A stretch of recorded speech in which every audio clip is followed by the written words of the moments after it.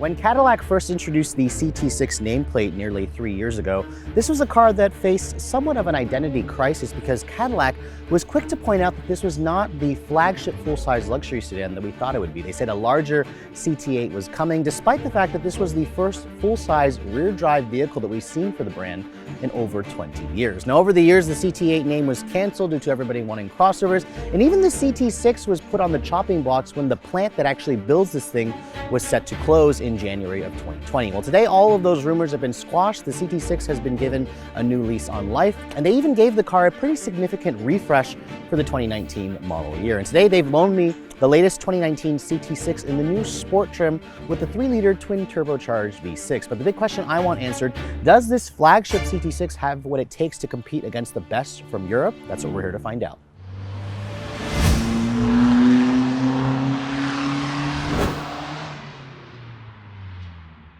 So with any flagship vehicle, the design is a very important aspect. This is what's supposed to attract your eyes to the car. It's supposed to tell people that you've made it because this is the most expensive and largest offering within a luxury automaker's lineup. And the CT6 definitely struggled in that regard because, you know, as a car that had an identity crisis, Cadillac didn't necessarily give it the chops it needed to showcase it as the flagship of the line because they thought that a CT8 was coming. So for 2019, they've given the car a pretty significant refresh, which I think is very successful. They've taken some of the design cues that we've seen on the XT5, on the XT4 and the upcoming XT6, especially with the new updated headlights. These are full LED headlights with an LED low and high beam, an LED daytime running that basically goes from this part of the headlight all the way up to the top of the fenders, then all the way down to the lower front fascia. It even includes this integrated LED turn signal, which definitely has a great presence to it at night. There's no fog lights on the CT6 model.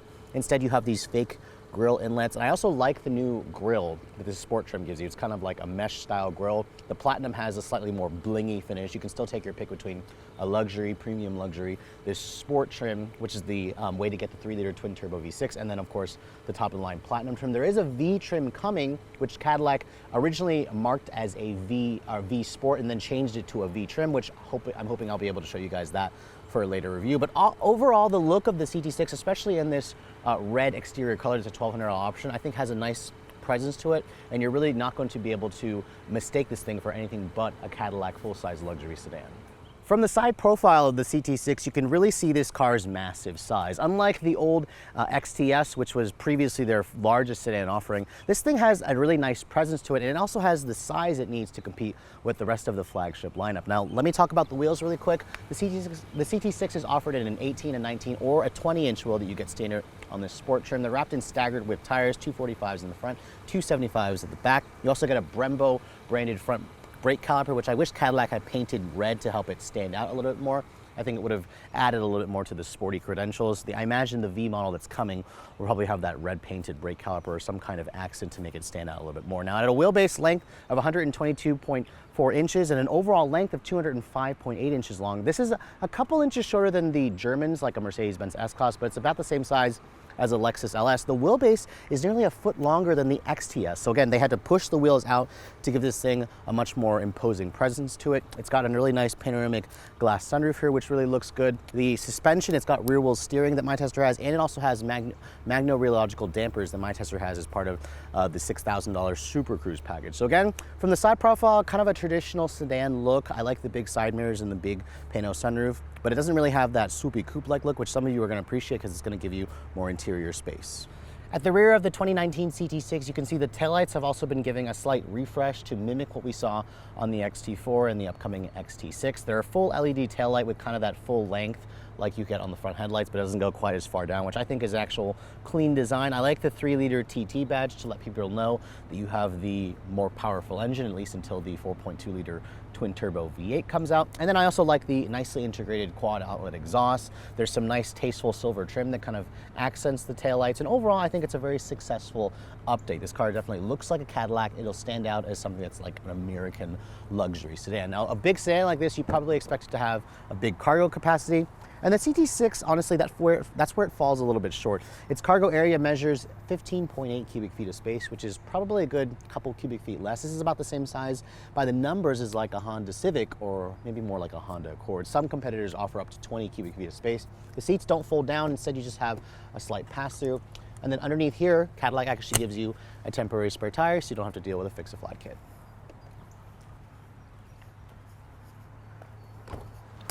So the inside with any full-size flagship sedan is probably even more important than the exterior design on the outside, but let me first talk about the key fob for the vehicle. This is the current Cadillac key fob, which I think is a really nice size. It also feels good in your hands. It's basically nothing unique with the CT6. It does come with the remote start system, so if you want to push the lock button here, push and hold this button here. The vehicle will start right up for you. If you want to shut off the engine, just push and hold that same button and then the engine will shut off for you. Now, as you approach the door handle of the CT6, you're going to notice my tester has like a silver accented door handle. These also light up at night, which look pretty nice. It looks classy when you come into this vehicle in the dark. Now, if you want to lock the doors, you basically have to touch this button, or you touch this button to lock it, you touch it to unlock it as well. There's no sensor on the back of the handle like some of the competitors. Now, looking at the interior of my tester, it's pretty simple. It's very dark. This is just a black interior that you get with the sport model. Cadillac offers like a beige or brown leather if you guys go for a different trim, but as you can see, the sport model includes the 12-way adjustable power seats. The platinum trim includes the 16-way with the massage function. These seats are heated and cooled as part of a comfort and convenience package. But if you're looking for one that has the adjustable bolsters, which will hug you a little bit more, you have to go for the platinum trim, which I think is a missed opportunity. I think Cadillac should have included on the Sport because this one should have more aggressively bolstered seats. But the rest of the interior, you can see there's some carbon fiber trim. It doesn't look quite as luxurious as what you're going to see in like the newer Mercedes, BMW, Audi products, etc., or even Lexus, for example, has a slightly more upscale look to it. But if you guys are familiar with it, it's going to look perfectly fine, but just know that it's a little too dark for my taste. Now, getting into the inside of the CT6, you can see it has a pretty traditional sedan step-in height. It doesn't really feel any lower than all the other sedans in the segment. And then when you shut the door sounds nice and solid. So this is the Omega platform, which is slightly unique versus the Alpha platform, kind of an evolution of the Alpha platform that's on the CT6. The upcoming CT5 that was also the ATS and the CTS. Now, when you want to start the vehicle up, just put your foot on the brake like everything else and push this button here to fire up the engine.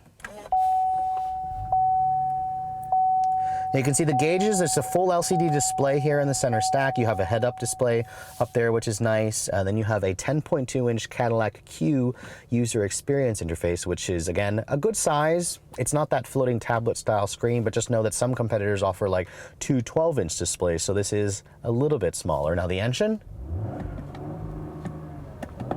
doesn't really let you rev it up high. It's also just a very typical GM 3-liter twin-turbo V6, which will go into the test drive later on. Now, as the flagship of the Cadillac lineup, you can see the interior dashboard is completely stitched in leather. It's a genuine leather as well. There's some perforated leather on this part. There's some genuine carbon fiber trim. There's some aluminum trim. That is part of the 34-speaker Bose Panerai sound system, which, as you guys saw, it rose up. There's a lot of speakers in this car. The sound system sounds good. I just don't know if it sounds as good or better than like the Bang & Olufsen system or the Burmester systems you get in like the Mercedes or the Audi or the BMW products. There's speakers in the headrest here, which are nice, and overall you do have some good features in here that are necessary for a luxury sedan. All that stitching is kind of carried over onto the door panels here. You have this aluminum accented door handle here. They put the seat controls on the door here. If you had a massaging seat, there'd be a button here to turn on the massage. You have 2-person memory, which some brands offer 3-person memory. There's some stitching over here on the armrest. There's a nice grab handle here. This is actually hard touch plastic on this lower part of the door panel. So as a flagship sedan, that's a little bit disappointing. You can see you can control your head-up display over there. Your electronic parking brake is over there. The steering wheel is a power tilt telescoping with a heated wheel, so that's nice. That's kind of expected. This, of course, has a Super Cruise package, so there's that camera that watches your face. This indicator light will turn green whenever the Super Cruise is active, or it'll flash blue or red, depending on whether it's going to shut off or not. The steering wheel itself, I don't particularly love the design of the steering wheel. I think it's kind of ugly, but you do have some nice carbon fiber here. I wish it had like a flat bottom wheel design. The paddles on the back here are metal. They feel good. The turn signal and stalks, whatever, they're kind of a slightly unique design, but there's just some GM buttons in here that I don't really like. There's some Chevy buttons, like for the window controls. They feel a little bit cheap. I don't like how flimsy that feels. This is kind of me nitpicking, but I would like to see Cadillac do its own unique, switchgear in a lot of their cars. I also hate This bong here, they've been using this for years, and I just think that it's time for Cadillac to get their own bong because it just doesn't sound all that high quality or expensive. There's a speaker you can see rising up. Now, coming into the center stack here, you can see there's still that stupid volume, the touch-sensitive control for the volume, but Cadillac did add an actual volume knob down here where you can control the cue through this remote as well. Your drive mode selector is over here, along with turning off your stability control. This comes standard with Apple CarPlay and Android Auto. You can see there's the home screen there, which it can be a little bit slow at times. To open up the rear seat entertainment system, you go to video over there, that opens it up. And overall, I like the size of the screen. It's snappy now, but it takes a second when you first start the vehicle up. You can see there's the embedded navigation system, which looks, fine in other GM products, but in their flagship vehicle, I expected a little bit more. Like I expected something like a Google Earth rendition like you get in most of the competitors. So just something to keep in mind. When you put the vehicle into reverse here, you can see it has a 360 camera that comes with this sport trim. It gives you kind of like a top-down view. The camera quality and resolution is better than what you get in some of the Chevy or Buick products, but again, nothing super groundbreaking or super expensive looking like you get in some of the competitors. This controls the 10-speed automatic transmission. It's got a little trigger on the side, push forward to go into reverse, pull back to go into drive, pull back again to go into a manual mode, and then push P to go into park. You can see the drive modes here are either touring, snow, ice, or sport. We'll go over the drive modes later on in the test drive. You have some cup holders over here, a little bit of storage. It could use more storage in this vehicle. And then you have this little center console over here that's small, and then a wireless charging pad that's part of this package. You can see the armrest lid here feels a little bit flimsy to me, but it's nicely padded in leather. The seats also are pretty comfortable.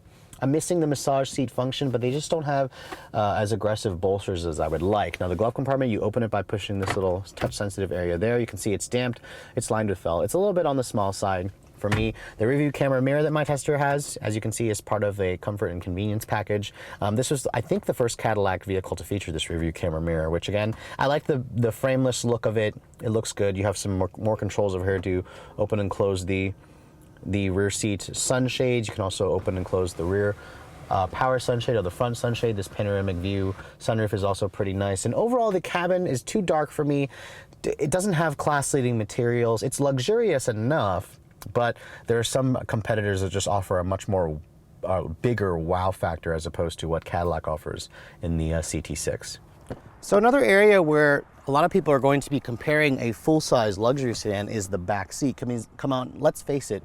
People who have this kind of money, they're probably going to be driven around in this thing as opposed to driving it most of the time. And this is also an area where the CT6 falls a little bit short of the competition. Now, my tester has a rear seat upgrade package for $3,000 almost. It gives you these two infotainment screens that pop out. It also gives you heated back seats. But if you're looking for cooled back seats, or you're looking for an ability to adjust the recline of these back seats, Cadillac doesn't offer that, or any kind of massaging seats. They do offer an option for massaging front seats, but not on the rear seats. So that's kind of a missed opportunity for Cadillac. But getting back here, you can see the legroom is pretty good. It's measuring around 40.4 inches of legroom. I know some competitors have probably 2 inches more legroom. There's a very large hump right here that takes up the space, so putting 3 people across here would be a little bit more tough. I'm also surprised they don't offer like any kind of captain's chairs like you can get in some of the competition. Now, folding down this armrest here, you can see there is a pretty good amount of storage in this little armrest. If you flip this up, you can see there's a good storage area here. And then here's the little remote control that you can use to power these little 2 screens, which will pop up again. It'll basically give you the infotainment control from the front and to the back, or you can also play movies back here or whatnot by using this remote. They also come with, as you can see here, wireless headphones, which again are part of that rear seat entertainment package. Now, in terms of the vents back here, there's 2 rear seat air vents. There's your own set of climate controls. There's also a nice view from the panoramic roof where you can close this sunshade independently. There's also a rear sunshade at the back that's powered, and then there's also a manual sunshade over here. So in terms of the features, Cadillac, the XT or the CT6 has most of the stuff that you're looking for. But I think that they should have added massaging rear seats, ventilated rear seats, and the ability to also adjust the recline of the rear seats just to give people a little bit more of that exclusivity and that special factor. Now, when it comes to a flagship luxury sedan, what's going on underneath the hood was always an important topic of debate.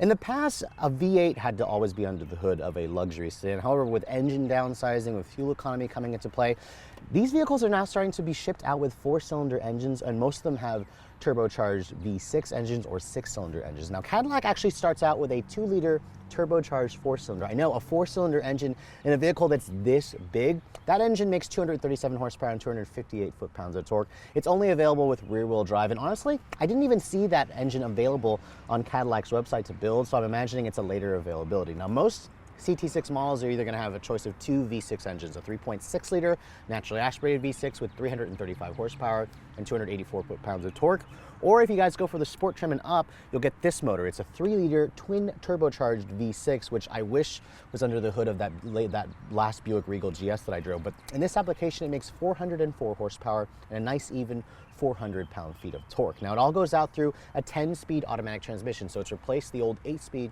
that was in the pre-refresh model. So 2 extra gears. It's a GM design transmission, which we'll talk about later on in the test drive. Now, fuel economy is also not too hateful. It's rated at 18 in the city, 26 on the highway. Please make sure and put premium gas in this thing. The base V6, I believe, is only recommended to use premium gas. Now, the one thing about the CT6, it's made with a mixture of steel and aluminum, so it's significantly lighter than most of the competition. You could actually get a 4-cylinder model to weigh under 4,000 pounds. This one, as it sits, weighs around 4,288 pounds. It's about 500 pounds lighter than something like a Lexus LS or an Audi A8. A Mercedes-Benz S-Class is probably around 300 pounds heavier versus this. But with an all-wheel drive, which is going to be standard on all the V6 models, with that 10-speed auto with 404 horsepower, let's get this out on the road and see how it performs. So when I first drove the Cadillac CT6, and honestly, I've driven this car a lot. The last one I had was last year. Before they did the refresh, I also was on the Super Cruise launch where I drove the car from Santa Fe, New Mexico, all the way to Santa Monica, California, which honestly, the car as a full-size luxury sedan really fulfills my expectations, because this thing feels big. It has a nice presence to it when you're behind the wheel. You really feel the length of this car. It's got a long nose, it's got a long tail. The chassis also feels nice and stiff, being on the Omega platform. This car definitely has the feel that I'm looking for a luxury sedan. But the one thing that it really surprised me was it added a nice measure of driving fun. I mean, this car is big, but it kind of shrinks when you get behind the wheel. It handles well, it's got good steering, good communicative steering. The ride quality is probably the biggest downside of the CT6. With the adaptive dampers, I'm going to put it into its touring mode here. And for a car that's supposed to be their flagship, it doesn't ride as well as I would like it to. There's a certain harshness that you feel. The 20-inch wheels maybe are kind of, impacting the harshness from the road back, and the car just feels like it's a little too firm, even when it's in its touring mode. I was kind of hoping for a full-on comfort mode to give this thing the soft ride quality that you kind of expect in this segment. But regardless, when you're just kind of going down the road, it's very quiet in here, and that's something that the Cadillac really got right. Not much in terms of wind noise, not much in terms of road noise. The engine also stays very quiet, although it does have an active sound enhancer. When you put the vehicle into its sport mode, which I'll do in just a moment, you really can hear the V6 growl, and it makes a decent noise. I'm really curious to drive the V8 version of this car that's coming, the V version, later this year. But the V6 is going to have plenty of power for most. And again, there you went over some bumps in the road, and it just kind of transmits too much in terms of impact harshness. Now, I want to demonstrate obviously the Super Cruise, because the Super Cruise in this vehicle was the first to be giving you a full hands-free driving experience. Basically what it means is it allows the car to completely drive without keeping your hands on the wheel, and this was the first system to do so. And basically whenever you see that gray steering wheel icon, just push the center button over here, and that basically allows you to take your hands completely off the wheel, and the car will steer for you. It uses LiDAR mapping, it uses all the sensors and the cameras, and you can see here this Acura is kind of cutting me off, but the car backs off immediately. And even I have a couple of quibbles with Super Cruise, because I love the hands-free function. It frees up my hands as long as I'm looking at the wheel, but if I turn my head away from the wheel, that light will start to blink after a couple of seconds, because it knows, and there it starts to blink. And if I completely ignore it, it'll completely shut the system off. But again, I wish that it did auto lane change for you. Cadillac, for some reason, doesn't do the auto lane change ability, and it doesn't have like the Tesla's autopilot, where you can put in a system into the GPS and the car will automatically follow the route for you and whatnot. But when I signal right or left, wherever you can see, it turns blue to show that it's allowing me to do the lane change. But I just wish it had that full lane change ability. And there it blinks red to tell me that the Super Cruise is disengaging, because it sees that I'm going onto this exit ramp. So very cool system, but Cadillac needs to continue to beef it up. I also found that when the system was following curves, it wasn't quite as good at staying within the lanes. It kind of ping-ponged between the lanes as like Tesla's autopilot, for example, which works a little bit better. Even though the Tesla system doesn't allow you to go the full-on hands-off ability, it makes you put your hands back on the wheel probably every 20 to 30 seconds. But nevertheless, this car is still very comfortable. It's easy to see out of as well. The view out of the back is good. The view out of the front is good. These pillars aren't quite as chunky as I thought. I just hate the side mirrors. They're so small. You can't really see much in the side mirrors, but thankfully the blind spot monitoring comes standard, which is good. It's just kind of something that I don't know why GM insists on putting these teeny tiny side mirrors on a lot of their vehicles. It's just not really necessary. Now again, for a big sedan, the steering is very communicative. The body leans, but the rear wheel steering, you can really feel it kind of helping to tuck the vehicle along. The tires are probably the only thing that's going to scream the most, but for a big sedan, this thing actually handles really well. Very excited to drive the V version of this car. And we're going to floor it here from the stop.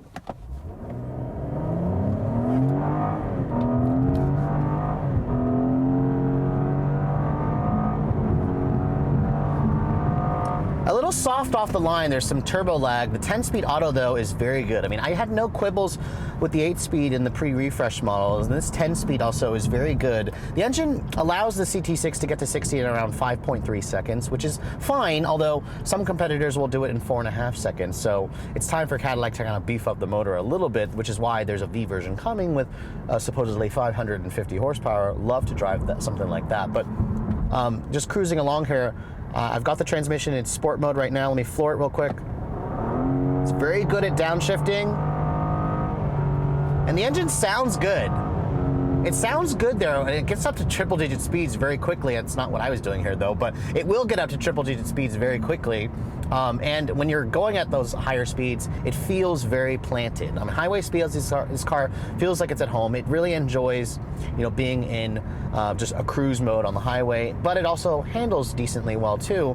If you guys are going to be finding your favorite back roads, just know that this is a slightly bigger vehicle. Now, in terms of the fuel economy, I've been averaging around 17 miles to the gallon and mostly city driving. On the highway, I drove this down from New York. I got about 22 miles to the gallon. So I probably could have gotten better gas mileage, but this car is just so much fun to drive when you're actually, cruising along. It really enjoys, eating up those highway miles at highway speeds. But I mean, overall, the CT6 is still one of the sportier driving entries. It's not the quickest. It's, not the best in terms of ride quality, but it does strike a nice middle ground. And I actually prefer the handling of this vehicle over the last Genesis G90 or Lexus LS that I drove last year. So as most of you guys know, in the full-size luxury sedan segment, the Mercedes-Benz S-Class is the king. It's the benchmark that everybody puts their car up against. It's also the sales leader. That brand has an extremely loyal amount of buyers. People who own an S-Class literally just traded in for another S-Class. Now, after spending the week with the refreshed CT6, I'm sad to report that the CT6 definitely doesn't have the same gravitas as an S-Class. You're not going to find people comparing it to an S-Class, but what it does compete with well are vehicles like the Lexus LS, the Lincoln Continental, and maybe even lower end versions of the BMW 7 Series. The CT6 is still one of the best driving of the full-size luxury sedans. It rides on the GM Omega platform, its own unique platform. It feels nice and stiff. It feels sporty. It has a great engine. It has a great transmission. The interior, while it's not the most luxurious, it's not the roomiest, has a good amount of features, but I think if GM seriously wants to put this thing up into the full flagship level, they need to add a couple of those features in the rear seat, and they need to completely update the interior to make it feel a lot more special. There's still too much in terms of part sharing from other Chevy or GMC or Buick products in this vehicle. And I also think they need to get rid of that GM bong chime, which I think Cadillac should have gotten rid of years ago. But with all that said, what's it going to cost to put a CT6 in your driveway if you're looking to purchase one of these vehicles? Well, the CT6 is considerably less expensive than most of the competition. That's a huge selling factor. This car with 4-cylinder and rear-wheel drive starts at $50,500. That's a full $25,000 less expensive than something like a Lexus LS 500, or about $40,000 less expensive than a Mercedes-Benz S-Class. Now, of course, most of you are going to get the 6-cylinder. That's $5,000 more for the 6-cylinder with all-wheel drive, so still $55,500. pretty good deal. That's like the same price as a lot of those mid-size sedans. So you could basically get, you know, Mercedes-Benz S-Class size for Mercedes-Benz E-Class money when you go for this car. Now, this sport trim that I'm showing you guys starts at about $10,000 higher, at around $67,500. My tester has a few options on it. Not totally crazy like some of the Germans. $6,000 for the Super Cruise package that gives you that full self-driving feature, which is the first to do the hands-free, although it could also be upgraded to have like auto lane change, and it could also follow the lane a little bit better, is what I found on my actual review. That Super Cruise package throws in the $3,700 for the Bose 34-speaker pan-array audio system, which is good. My tester also has like the active chassis package that adds the rear wheel steering, the adaptive suspension as well. That's basically $10,000 when you add the Super Cruise package. $1,200 for this color as well, and all in, my tester stickers for around $83,000, which again is a pretty good amount of money, but I think it's been priced reasonably. Keep in mind, Cadillac tends to have a lot more in terms of rebates and incentives on this vehicle, so the CT6 could be a very good value, especially when you compare it against things like the Lexus LS or even the Genesis G90. I think this looks a lot better than G90, drives a lot better than a G90, although the G90 may have a slightly more luxurious feel on the interior. We haven't seen the refreshed model that has been shown across the country. This hasn't been shown yet here in America. But I hope you guys have enjoyed my full overview on this 2019 Cadillac CT6 Sport. If you're also looking to see the latest cars I'm testing, be sure to follow me on Instagram at redline_reviews. Like us on Facebook. And as always, guys, please keep subscribing to the Redline Reviews YouTube channel for all the latest reviews. Thank you so much for watching. I'll catch you all in the next video.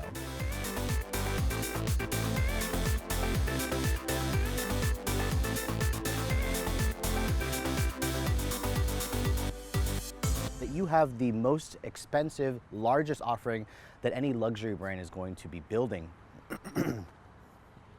Why is it bonging? That is very annoying how it's f***ing bonging. Shut up! Why are you f***ing bonging?